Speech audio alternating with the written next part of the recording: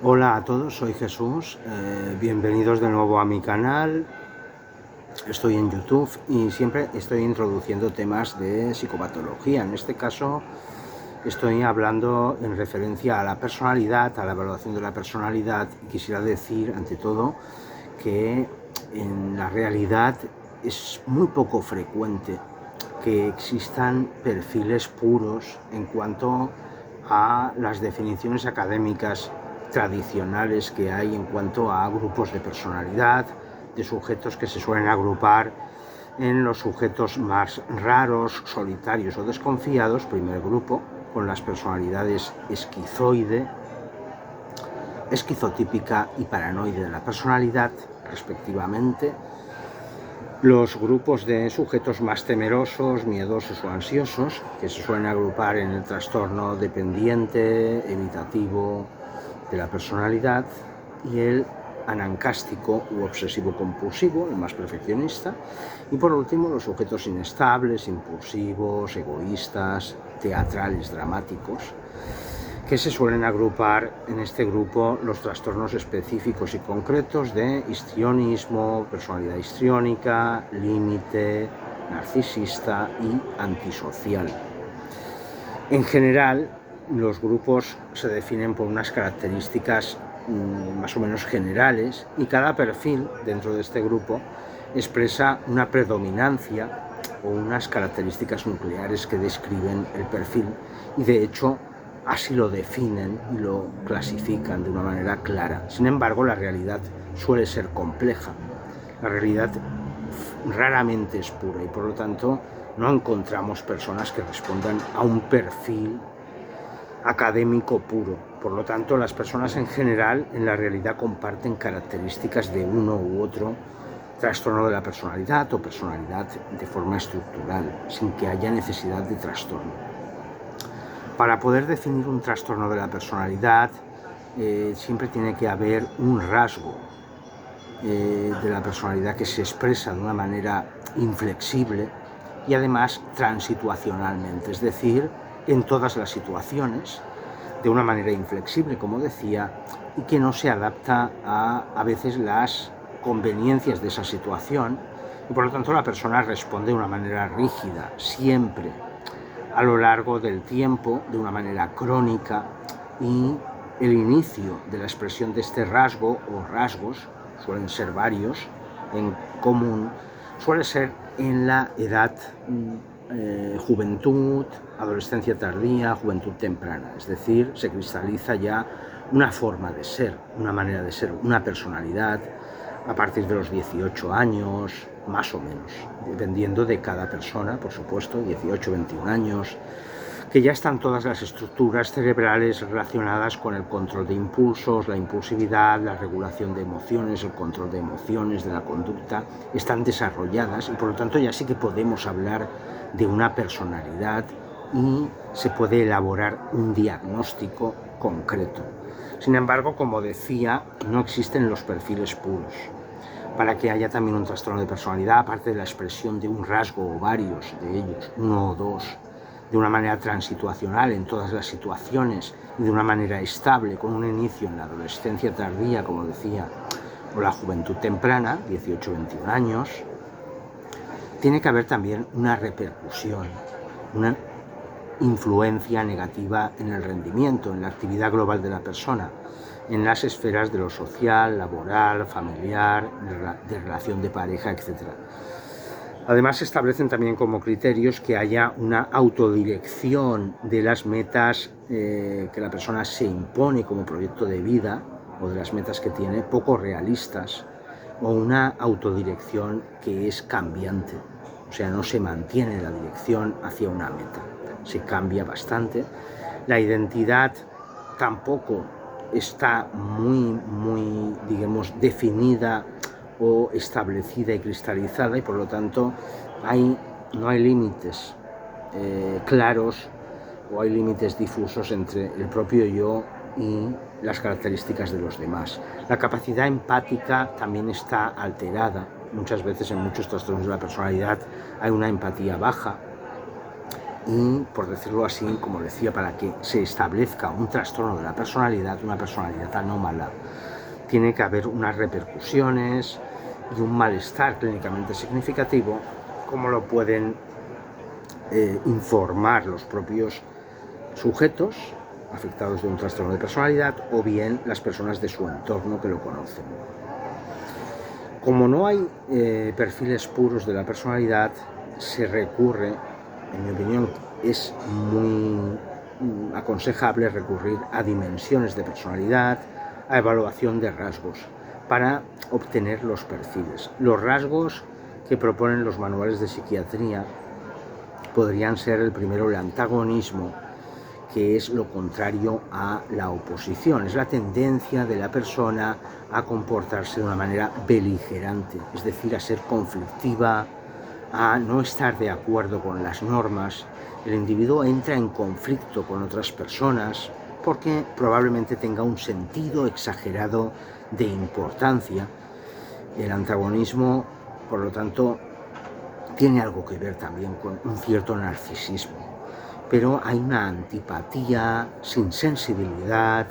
y sin cordialidad hacia los demás, que abarca tanto una falta de conciencia de sus propias necesidades de los demás, de las necesidades de los demás y de los sentimientos de los demás, como una tendencia o una proclividad a usar a los demás en su propio beneficio. Es una persona antagónica, aquella que no es cordial, que no es afable, que no muestra amabilidad y que tampoco valora la vinculación genuina con otras personas. Y por lo tanto puede usar cualquier tipo de manipulación, engaño o una búsqueda de atención premeditada e insensibilidad u hostilidad hacia los demás para conseguir sus propios beneficios. Y además luego hay una falta de arrepentimiento en este caso. El rasgo antagonismo tiene unas facetas que ya acabo de citar. La manipulación es una de ellas para conseguir, a través de técnicas de encanto, seducción, adulación o labia, de, digamos, tener don de gentes para conseguir sus propios fines. La persona que muestra el antagonismo en la faceta de la manipulación suele usar a los demás para conseguir sus propios fines y tiene una tendencia a maltratar a nivel psicológico a otras personas. El prototipo de maltratador psicológico suele ser una persona narcisista, que no suele usar la violencia física, pero sí el uso de manipulación y técnicas para ir sometiendo a los demás a sus propios intereses. La falsedad es otra de las facetas del rasgo antagonismo, que, como decía, es lo contrario a la cordialidad, a la amabilidad. La persona antagónica, que además engaña o es falso, distorsiona la percepción de sí mismo. Puede usar cualquier técnica para engañar, embellecer o inventar al relatar acontecimientos. Y la falsedad, el engaño, convertiría a la persona en un perfil proclive o con tendencia a ser un estafador, por decirlo así. La persona antagónica que muestra esa beligerancia, expresándola a través de la faceta falsedad, engaño, fraude, es un perfil proclive al estafador. La grandiosidad es creerse con un merecedor de un trato especial, más grande de los demás,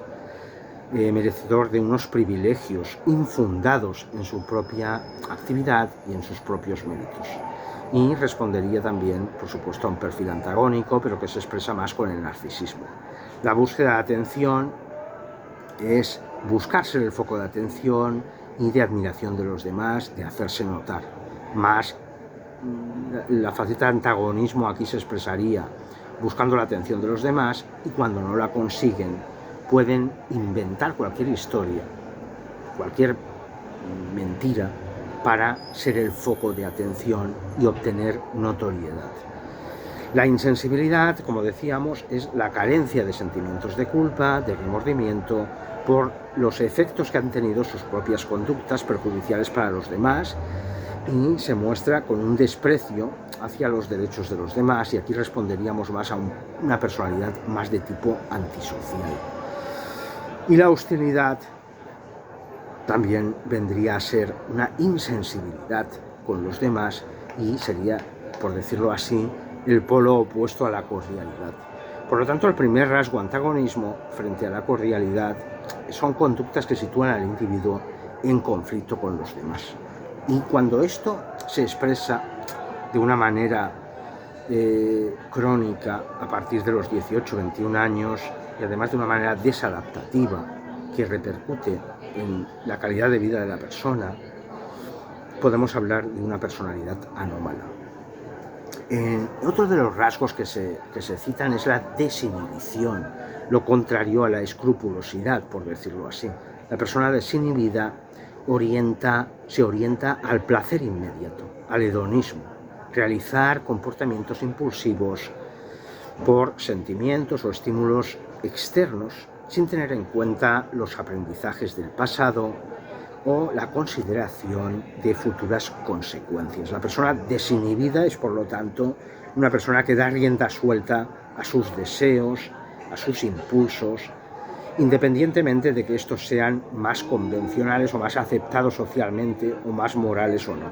La persona desinhibida puede expresar la desinhibición a través de la irresponsabilidad, la impulsividad, la distraibilidad, la asunción de riesgos y, en definitiva, la desinhibición es un componente de la personalidad que sitúa a la persona a ser proclive a cometer todo tipo de conductas antinormativas, delictivas, si se permite la expresión. Y por lo tanto, la desinhibición se puede expresar con irresponsabilidad, negligencia de la propiedad ajena, porque no le importa, muestra una indiferencia hacia el cuidado de los demás, por ejemplo, hacia el cuidado de sus hijos o personas que estén a su cargo, indiferencia e incumplimiento de compromisos económicos, falta de respeto y no seguir promesas o acuerdos. La irresponsabilidad está presente en el trastorno, por ejemplo, antisocial. La impulsividad es otra de las facetas de la desinhibición, también muy marcada en este trastorno de personalidad antisocial, que es la dejarse llevar por los impulsos o deseos de estímulos inmediatos, sin un plan y sin considerar las probables consecuencias y efectos del dejarse llevar, del ser impulsivo. Y por lo tanto hay un sentido de urgencia y puede haber conductas autolesivas, impulsivas, por la angustia emocional. Esto puede estar presente, además del trastorno de personalidad antisocial, en el trastorno de personalidad límite, que suele ser impulsivo y que suele tener una falta de control para su propia conducta o sus propias emociones. La distraibilidad también es otra de las facetas de la desinhibición y es la distracción fácil por estímulos que probablemente sean irrelevantes, porque la persona no tiene la capacidad de inhibir la atención o de controlarla. Y cualquier repertorio de estímulos le puede generar una llamada de atención, con lo que se distrae y no sigue sus propias metas o comete errores propios de esa distraibilidad. Habría que descartar aquí trastornos por déficit de atención u otras patologías que cursan con una atención alterada. La distraibilidad es una faceta de la desinhibición que son problemas que se expresan en problemas para hacer conductas dirigidas a objetivos